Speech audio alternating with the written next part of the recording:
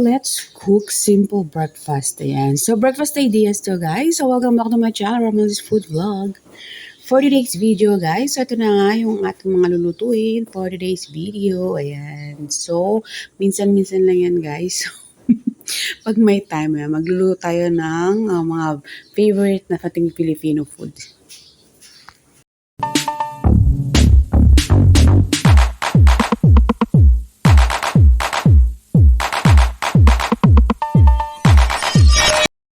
Meron tayo ditong talangkang pehe yan. So, lulunugan lang natin yan, guys. And then, bubudburan natin ng asin at saka natin ibababad for 1 hour. So, minsan-minsan lang siya. So, season na lang siya, guys. Hindi katulad ng ibang talangka na pwede mong ma-avail anytime sa ating mga market.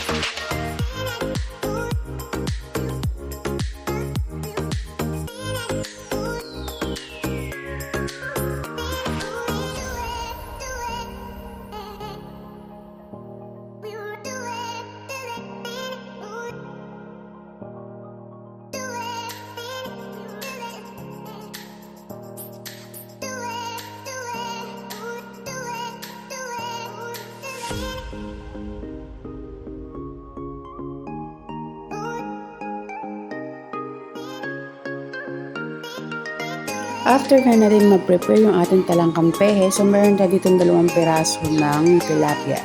So lilibisan lang natin yan, guys, and then ito lang natin.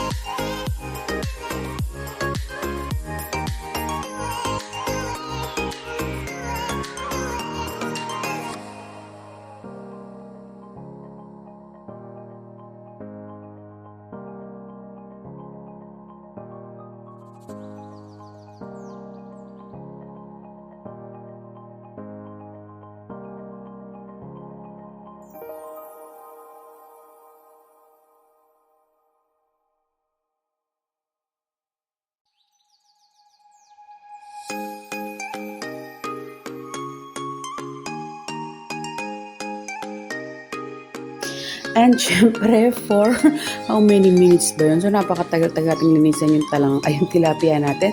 So, mayroon ako ditong sitaw. So, kalahati lang yung ginamit ko. Yan. So, tinabi ko pa yung kalahati pero nabulok din afterwards. So, yan. So, gagawin lang natin ito ay bulang lang. So, syempre, sa ating mga Pilipino, pwede naman tayo malagay na iba pang gulay dito. So, aside sa sitaw, naglalagay din ng okra, lalo ng bulaklak ng kalabasa. Yan, napakasarap yan. So, pwede rin kalabasa or anything na gusto nyo mga gulay, ay pwede natin ibulang lang. So, ang ginagawa natin dito sa bulang lang, syempre, hugasan natin yung ating vegetables, and then, lalagyan lang natin ng tubig, then, konting pampalasa. So, lalagyan din natin siya ng sibuyas at kamatis. And then, ilalaga lang natin yan, and then, okay na.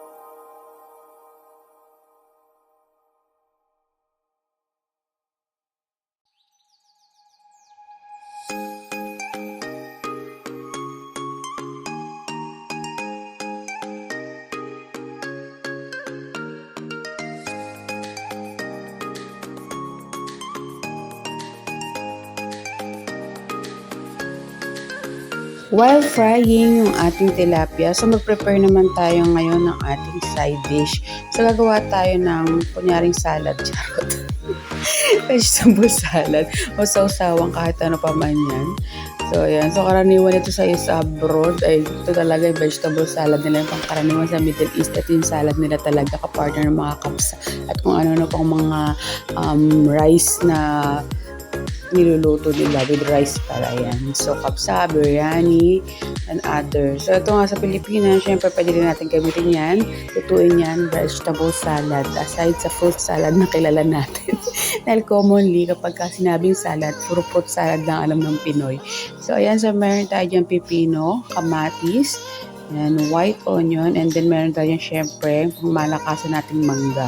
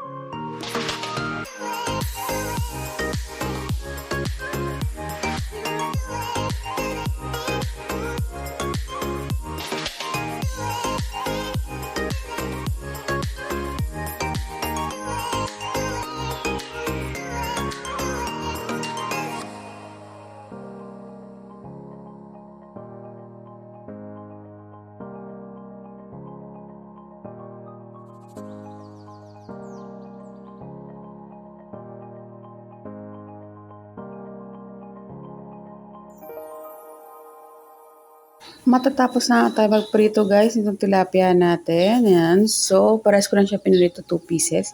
So, after this guys, so magpa-fry na tayo ng ating rice. Fried rice. So, the same pan nga lang din yung ginamit ko guys. So, naglamas lang ako dito ng ating leftover na kanin. Ayan. So, masarap talaga sa fried rice yung leftover. So, maglagay lang tayo ng granules. And then, mix-mix lang natin yan. Pagka uminit na, ready na to fight.